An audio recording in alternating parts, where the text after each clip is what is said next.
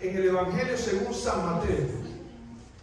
Y allí vamos a encontrar las palabras de Jesús. ¿Cuánto necesitamos, verdad? Las palabras de Jesús. A veces estamos literalmente divagando en este mundo. Y necesitamos desesperadamente las palabras de Jesús. En el versículo 23, Mateo capítulo 16, versículo 23. Dice Mateo, pero él, ¿ya lo tiene? Mateo 16, 23.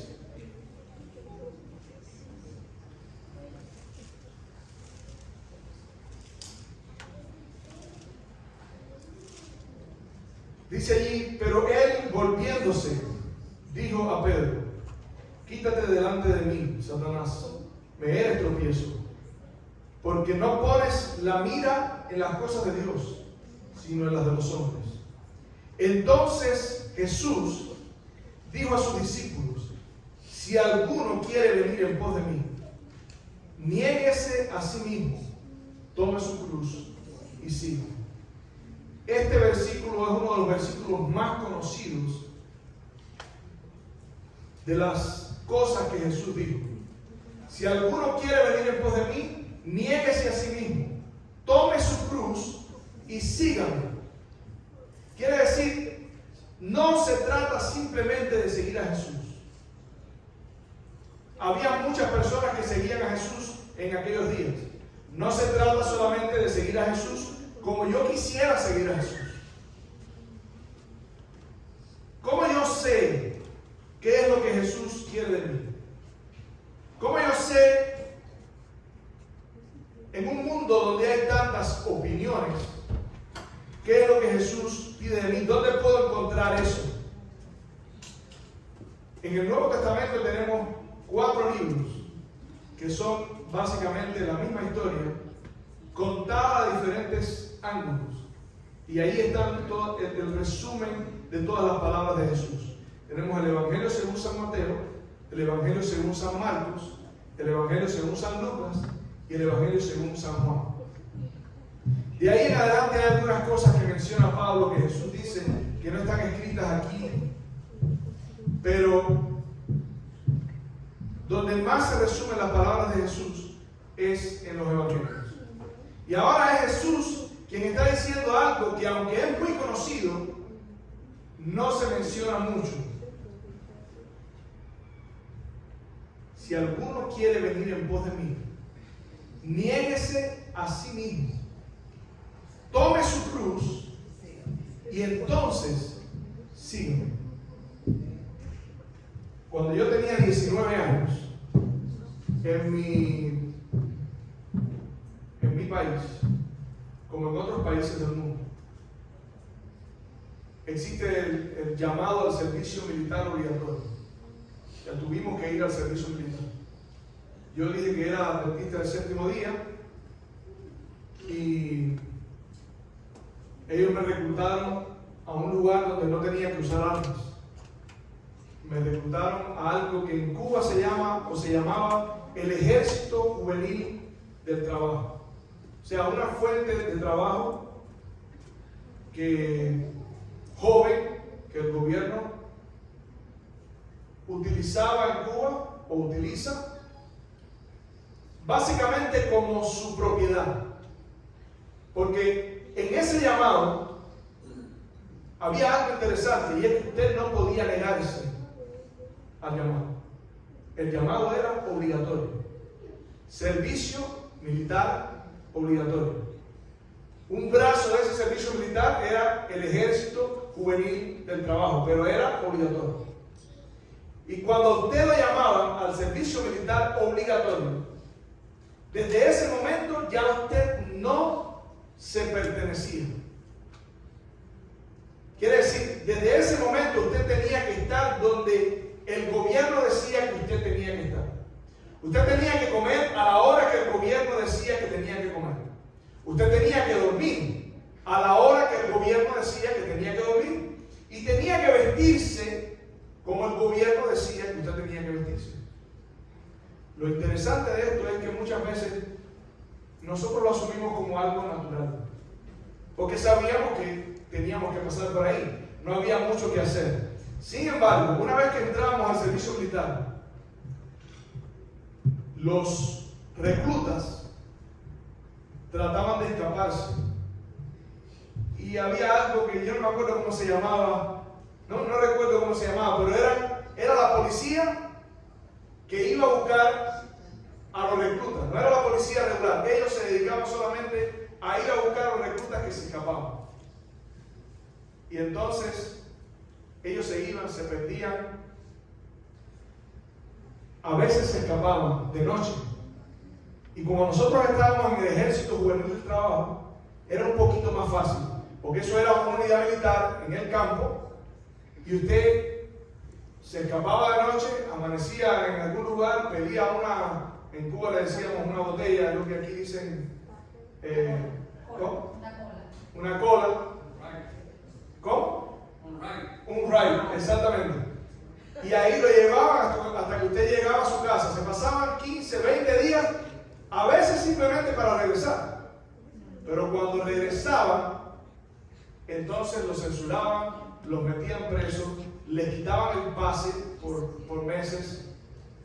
Y yo tenía un capitán en el ejército que se llamaba el capitán Chalo. Ojalá algún día, ojalá él pueda ver la predicación. Él era un capitán del ejército. Los capitanes lo ponían en esa posición para administrar esa unidad. La unidad mía se llamaba 5 Pesos de San Cristóbal, por allá por Pinar del Río, en Cuba. Y él decía a los guardias que se escapaban: eso que ustedes acaban de hacer es un negocio enano. Y era muy cómico porque él tenía una forma característica de decir eso. Él lo decía con mucha gracia, decía: no hay tal, así decía, no hay tal. Eso que usted está haciendo es un negocio enano. Váyase. Cuando usted regrese, yo lo voy a meter preso 2 meses y no va a poder ver a su familia. Y cada vez que alguien se iba, él lo ponía de ejemplo y decía: ¿se dan cuenta? Eso es un negocio enano. ¿Saben lo que es un negocio enano? O sea, un negocio que como que no dio mucho resultado. Usted tuvo una satisfacción temporal, pero al final el precio que va a pagar es mucho más alto.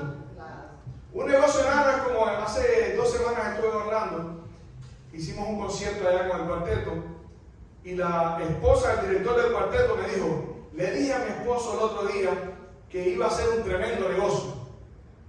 Y de pronto él salió corriendo para allá y me dijo: no te muevas, llámame a ese hombre. ¿Saben cuál era el negocio? Había cambiado una chiva por una gallina. Y yo le digo: pero ¿cómo tú vas a cambiar una chiva por una gallina? Es como el famoso dicho que dice: él cambió la vaca por la chiva. Y es curioso porque usted, para tomar una decisión inteligente a la hora de hacer un negocio, usted tiene que ser consciente del valor que tiene lo que usted está negociando. Por ejemplo, si tú no sabes cuál es el valor de una vaca, te va a ser fácil negociarla por una chiva. Es más, si tú ves a la chiva bonita y que ves que brinca y tú dices: esta chiva me va a alegrar el corazón, con más facilidad. O sea, hay cosas en los negocios pequeños que nos pueden confundir, que nos pueden hacer creer que estamos teniendo ganancias, pero eso pasa si usted no tiene una valoración correcta de lo que usted está negociando. La Biblia es la palabra de Dios. Y la Biblia dice que esta vida para nosotros es como un negocio. Es como un negocio donde usted está negociando algo que tiene mucho valor por algo que no lo tiene. Pero sin embargo, podemos entrar en un punto donde nos confundamos y, a causa de la condición en la que nosotros vivimos, creer que lo que estamos recibiendo inmediatamente de este mundo tiene más valor que lo que Dios nos está ofreciendo. ¿Sí entienden la comparación? Estoy tratando de ser lo más simple posible. En esta semana me llamó un amigo mío que siempre me regaña. Él es pastor. Él escuchó un tema que yo di en Orlando y me dice: En vez de saludarme me dice, ¿hasta cuándo te voy a decir? A ese fue el saludo. ¿Hasta cuándo te voy a decir que bajes el pasto? La gente no te entiende. Cuando tú empiezas a hablar de esto y de aquello, las personas quieren escuchar un tema que puedan comprender. Y yo pienso, ¿sabe lo que yo pienso? Abriendo un paréntesis con respecto a eso, que nosotros deberíamos entender. Si nosotros estudiásemos la Biblia, entenderíamos las cosas que se dicen desde el púlpito, aunque puedan parecer un poco complicadas. Por eso Pablo, y esto es un paréntesis, Pablo le dijo a la iglesia, yo tuve que hablarles a ustedes como niños. Les tuve que dar leche, no les pude dar vianda. Entonces, cierro el paréntesis. En honor a mi amigo, estoy tratando de escuchar ese consejo y hacer la predicación un poco más simple, un poco más sencilla. Por eso le pregunto, ¿se entiende? Si usted no entiende, usted tiene el derecho de pararme atrás y me dice, tienes que parar, como mi amigo. Pero yo espero que usted entienda, porque lo que está en juego aquí es tan importante y es tan peligroso, mucho más peligroso, porque nosotros muchas veces no tenemos la capacidad de entender que el negocio que hacemos cuando cambiamos a Dios por las cosas de esta vida es un negocio enorme. Y esto aplica para todo el mundo, no tiene que ver solamente con los adultos. Aquí la mayor parte de nosotros somos adultos, pero también hay jóvenes, hay niños. Usted ha visto una planta, un árbol, en mi casa había un árbol de aguacate. Y esa mata nunca creció bien. Ella creció y de pronto todas las hojas se manchaban. La mitad de la hoja era como que se secaba. Pero hay árboles que cuando usted lo mira, usted dice, qué lindo se ve ese árbol. Tiene todas sus hojas verdes, tiene su tronco saludable, tiene fruto. ¿Sabes por qué estoy diciendo lo del fruto? Porque los jóvenes son árboles que dan fruto, que su hoja no cae, dice la Biblia, cuando ponen su juventud en las manos de Dios. Y es tanto más difícil para un joven entender esto. A veces porque los amigos que te rodean no piensan igual que tú. Y tú crees que los amigos tienen más razón que tus padres. A veces porque los amigos que te rodean te hacen sentir avergonzado de lo que tú crees. Tú sabes que es así, pero te da pena. Y a veces porque tus mismos padres no te dejan ver a Jesús. A veces nosotros mismos no dejamos ver a Jesús. Ahora yo te quiero decir, nosotros somos llamados a grandes cosas. Nosotros somos llamados a algo que nosotros no podemos calcular en este mundo. La esperanza bienaventurada, la esperanza gloriosa, a lo que Dios nos está llamando en este mundo es tan grande. Es más, todo el tiempo que se nos ha dado de vida es un tiempo para tomar una decisión. Y la decisión es a quién voy a pertenecer.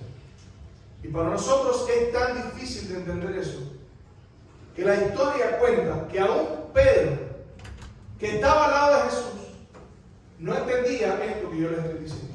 Es más, los apóstoles, un tiempo antes, 24 horas antes de que Jesús fuese crucificado, ellos estaban discutiendo por quién sería el mayor en este mundo. Jesús anduvo entre ellos mientras ellos pensaban estas cosas y no les comentó nada. Continuó enseñando, sanando. Si usted ve el contexto, antes de ese texto, Jesús está hablando en parábolas. Parábolas para que ellos comprendieran, porque ellos eran ganaderos, trabajaban con ovejas, sembraban. Y Jesús le hizo ilustraciones de cosas que ellos podían entender, para que entendieran los principios del reino de los cielos. Pero hay un momento en que Jesús cambia. Cuando el Espíritu Santo, escuchen esto, cuando el Espíritu Santo le revela a Pedro que Jesús era el Mesías, el Hijo de Dios, Jesús cambió. Y el texto dice en el versículo 21, desde entonces. Quiere decir, antes de eso Jesús no lo estaba haciendo. A partir de ahora Jesús le dice a sus discípulos, dice, desde entonces comenzó Jesús a declarar a sus discípulos que le era necesario ir a Jerusalén y padecer muchos de los ancianos, de los principales sacerdotes y de los escribas, y ser muerto y resucitar al tercer día. Ahora mi pregunta es, ¿esto es una historia triste? Si lo miras de lejos, no es una historia triste. Es la historia más feliz que se le pudo contar a la raza. Aunque es triste que Cristo haya venido al mundo a sacrificarse, pero dice, era necesario, y a partir de ahí comenzó a decirle, es necesario que yo padezca, que yo sufra, que yo muera, pero yo voy a resucitar al tercer día. Y eso iba a resolver el problema del hombre. O sea, desde que Jesús salió de donde vino, Jesús sabía a lo que venía. Un día Jesús le preguntaba, ¿qué dices sobre ti mismo? ¿Qué dices sobre ti mismo? Y Jesús le dijo a Pilato, mi reino no es de este mundo. Mi reino no es de este mundo. Un día el diablo lo tentó y le dijo, todo esto te daré si tú postrado me adorares. Y Jesús le dijo, vete de mí, Satanás, porque escrito está, al Señor tu Dios adorarás y a Él solo servirás. Y dice que el diablo se fue y lo dejó por un tiempo. ¿Qué es lo que está tratando de enseñar Jesús aquí? Jesús está tratando de enseñar que el tiempo de vida que tenemos en este mundo, si bien Él está preocupado por todas nuestras necesidades, es un tiempo de vida para tomar una decisión. Y es tomar la decisión de a quién quieres entregarle tu corazón. ¿A Dios o al enemigo de Dios? Porque la Biblia dice que no hay términos medios. La Biblia dice, o estás conmigo, y eso lo enseña Jesús, o estás contra mí. Y Cristo entró en este mundo para cambiar el estado de las cosas. Dice, Él, por cuanto los hijos participaron de carne y sangre, escuchen esto, Él también participó de lo mismo, para destruir por medio de su muerte al que tenía el imperio de la muerte, esto es, al diablo, y librar a los que por años habían estado cautivos en temor a causa de la muerte. Querido amigo, Jesús resolvió el único problema que este mundo no puede resolver, que es el problema de tu muerte. Todos, escúchame, todos vamos a morir. Hoy, mañana, en 15 días, en un mes, en 40 años. Todos vamos a morir. Y tienes que saber cuál es el precio de las opciones que tienes para tomar una decisión. En Jeremías capítulo 17, el profeta Jeremías, hablando en nombre de Dios, hace una comparación.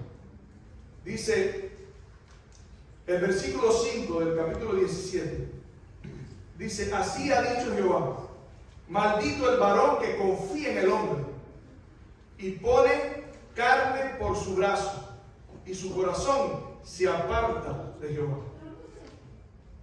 Será como la retama en el desierto, y no verá cuando viniere el bien, sino que morará en los sequedades, en el desierto, en la tierra despoblada y deshabitada. Maldito el que deje a Dios. No es que Dios lo está maldiciendo, es que si tú dejas a Dios, y Dios es la esencia de tu vida, la fuente de tu vida, inmediatamente comienzas a perecer. Si Dios es la fuente de tu bienestar y tú te separas de Dios, La historia de Job dice que cuando Dios mandó, cuando Lucifer le dijo a Dios, mira, ahí tienes a Lot. Él te sirve porque tú le has puesto un cerco de protección. Dios tiene un cerco de protección sobre sus hijos. Cuando tú te alejas, lo que estás haciendo es tú mismo entregándote en las manos del diablo. O sea, no veas la maldición como algo que Dios te está haciendo. La maldición es resultado de tu decisión. Esa es una parte. La otra parte, en el versículo 7 dice, pero bendito el varón que confía en Jehová y cuya confianza es Jehová, porque será como el árbol plantado junto a las aguas, que junto a la corriente echará sus raíces y no verá cuando viniere el calor, sino que su hoja estará verde, y en el año de sequía no se fatigará ni dejará de dar, ¿qué cosa?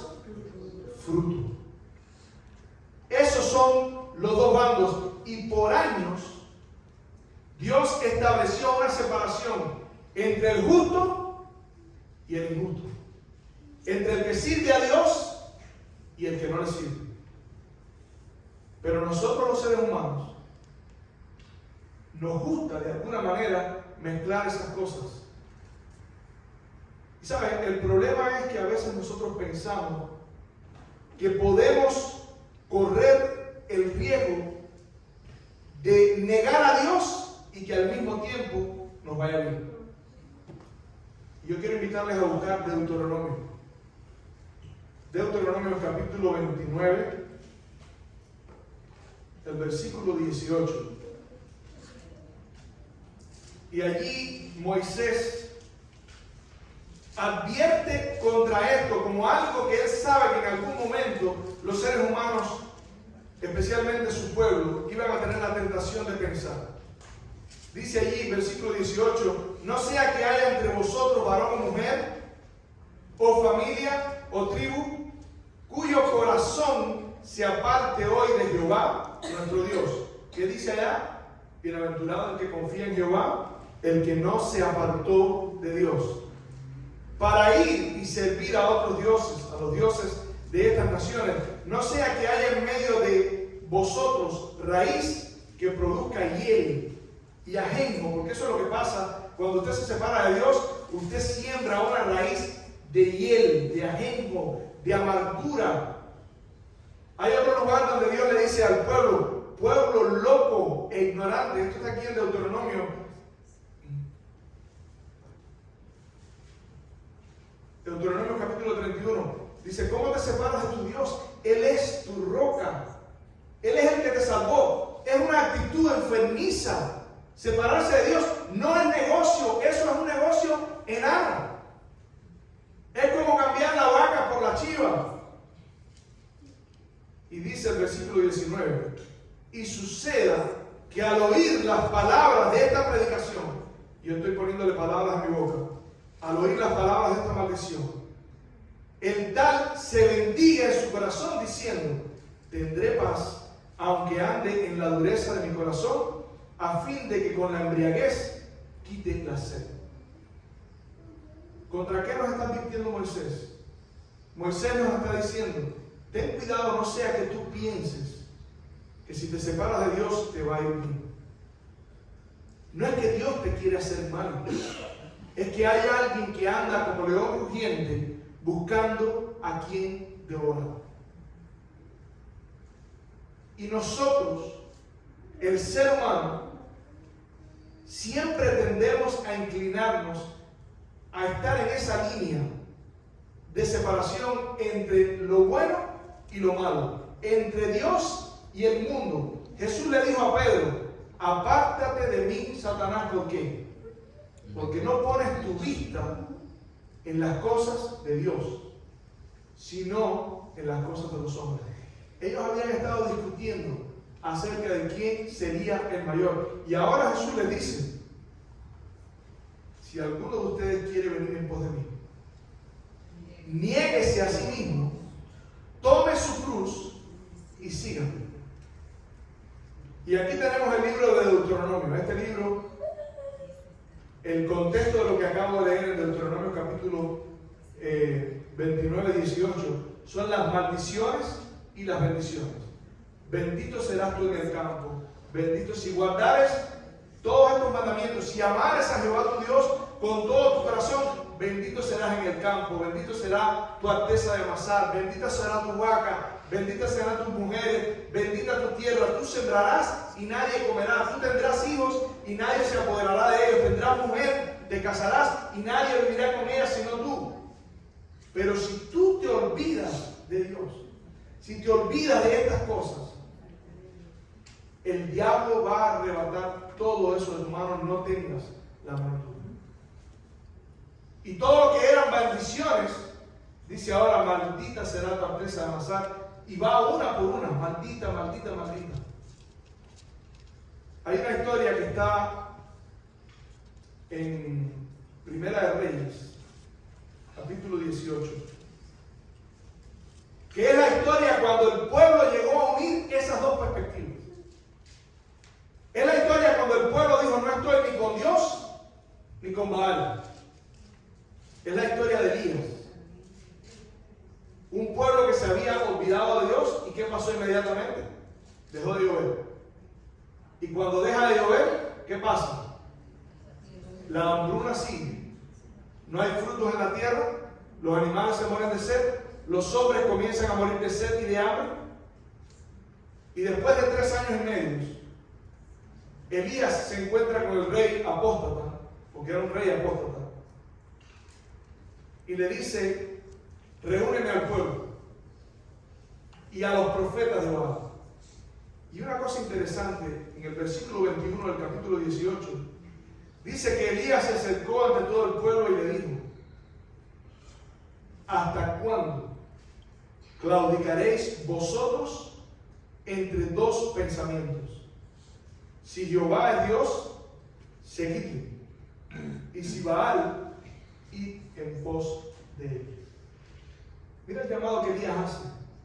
A ver si es un llamado que podemos hacer para nosotros mismos hoy en día. Si Jehová es Dios, si lo que yo te estoy diciendo es cierto, si Dios es tu proveedor, si Dios es tu sustentador, si Dios es el que te ha prometido y lo que te ha prometido es cierto, que Jesús regresa por segunda vez, que un día no habrá más llanto, ni dolor, ni tristeza, ni sufrimiento. Si Jehová es Dios, síguele.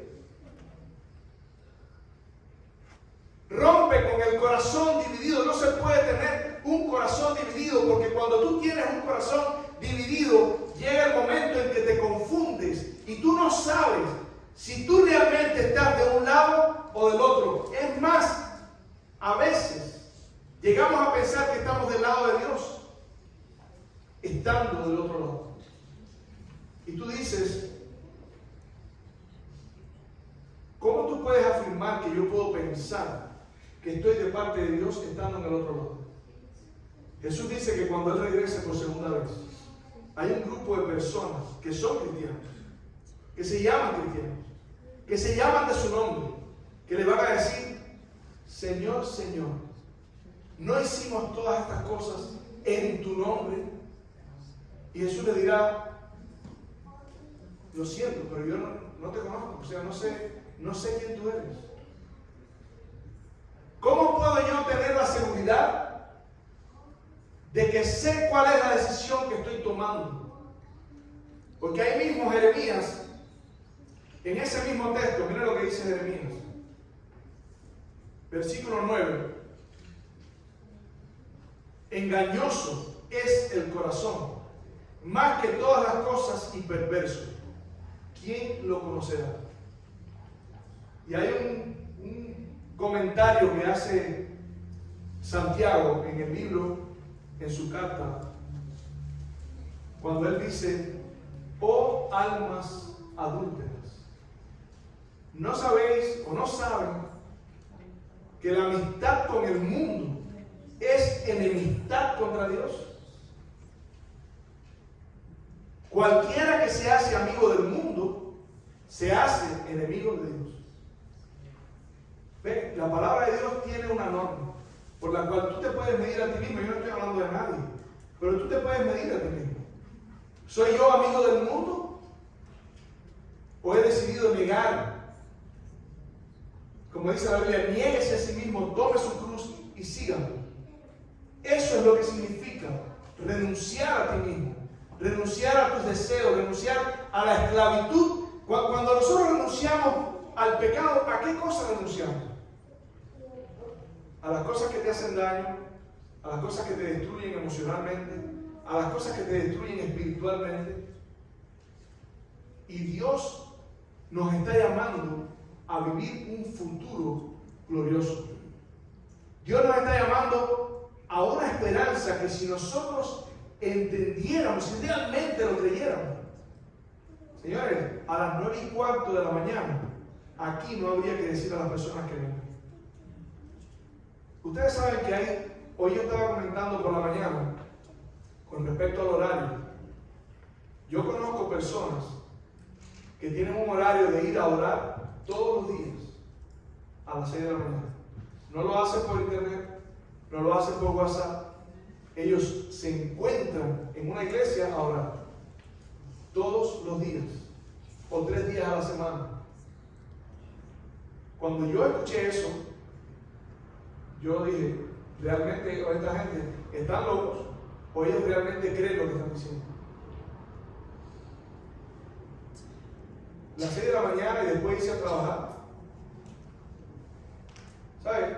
No pensemos que todo el mundo es como yo, que para levantarme y estar aquí a las 9 de la mañana paso trabajo. Hay un pueblo de personas que están ahí silenciosos, que están esperando de verdad a que Jesús regrese por segunda vez. Y que quieren hacer todo lo que esté en sus manos para participar de esa obra, para ayudar a otras personas a conocer el Evangelio, para arreglar todos sus problemas y todos sus defectos de carácter, para esconder su vida en Dios y poner a un lado las cosas de este mundo.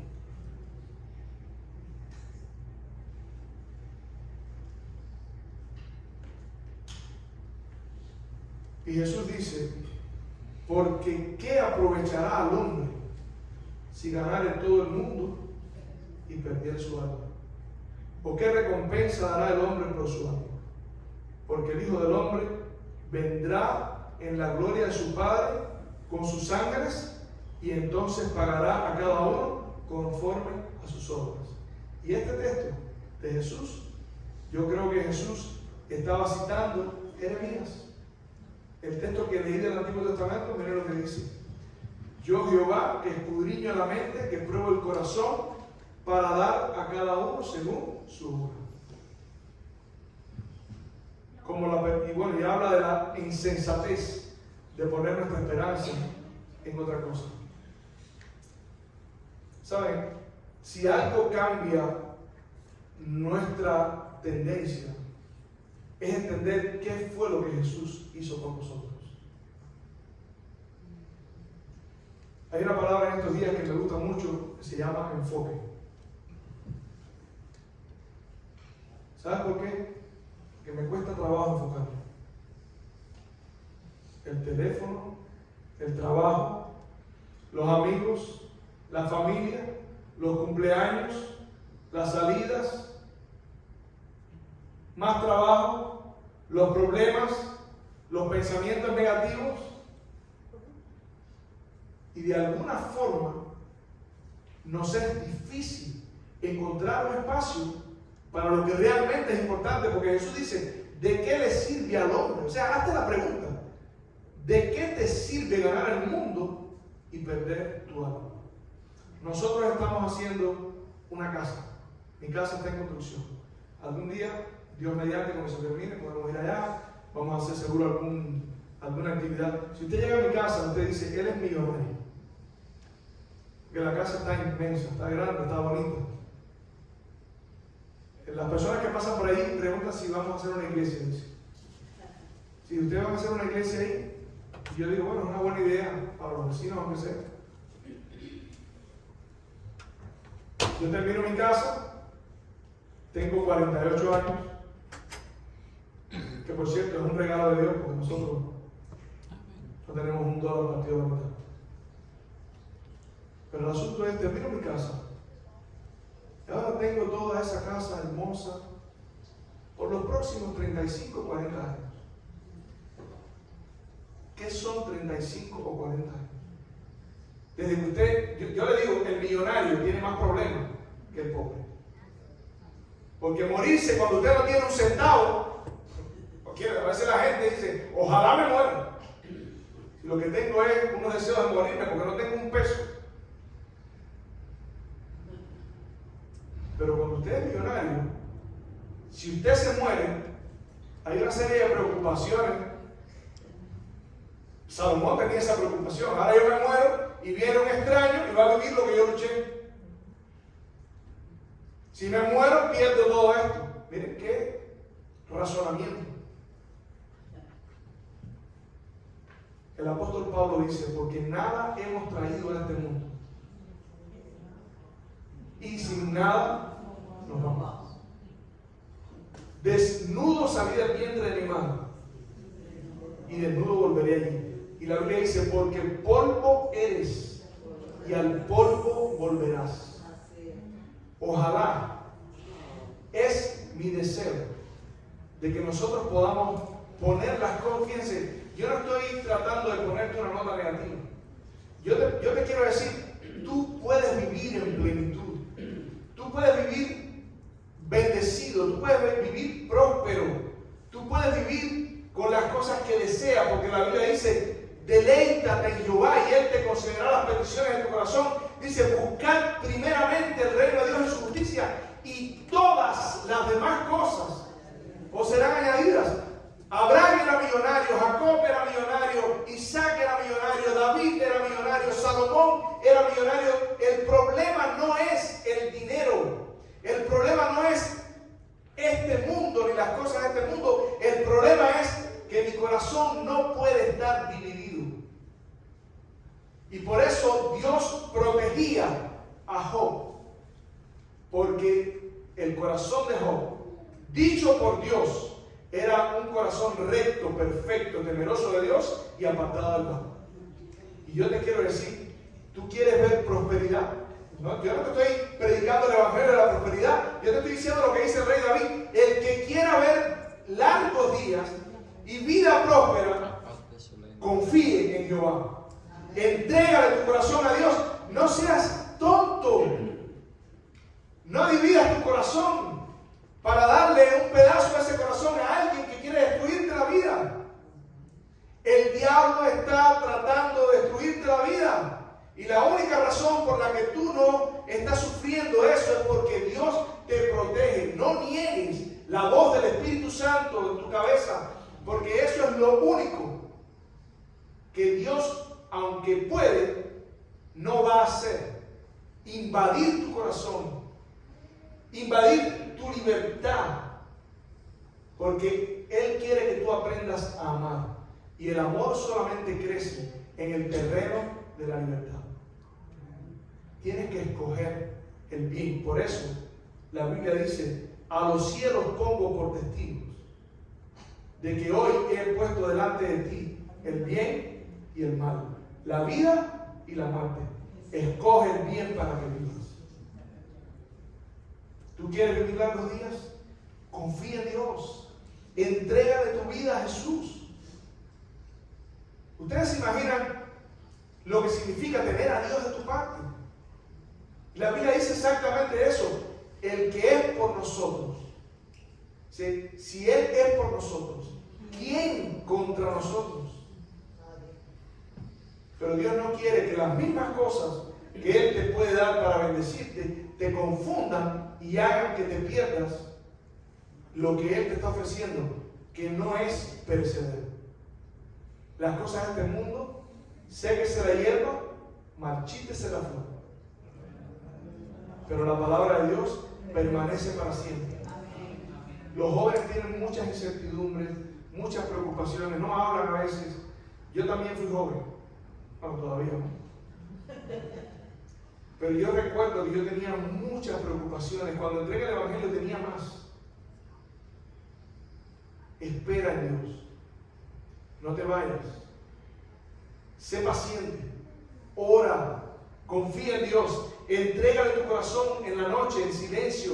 Cuando estés caminando por la calle, ábrele tu corazón porque Dios es real. Amén. Y Dios es fiel. Amén. Y la Biblia dice, ninguno de los que esperan en Él serán jamás avergonzados.